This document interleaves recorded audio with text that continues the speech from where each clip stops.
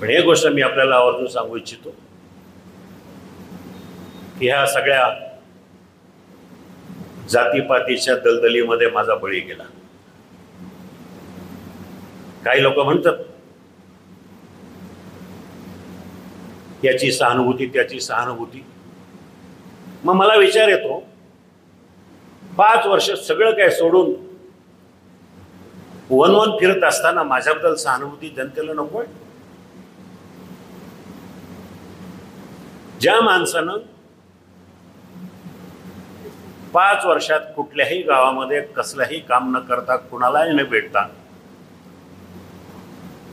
जर लोकसभेमध्ये असा निकाल लागत असेल तर हा निकाल माझ्या दृष्टीनं फक्त आणि फक्त शिरूर लोकसभा मतदारसंघामध्येच लागू शकतो. देशामध्ये असा कुठंच नसेल की एक माणूस जीव तोडून काम करतोय आणि दुसऱ्या बाजूला काम न करताना माणूस मोठ्या मताधिक्याने निवडून येतोय. ही कुठेतरी लोकशाहीची थट्टा आणि चेष्टा असं मला वाटतं.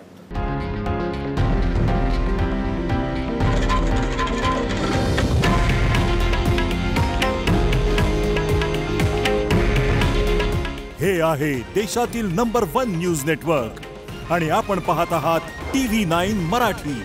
काळजी तुमची, हित महाराष्ट्राचं.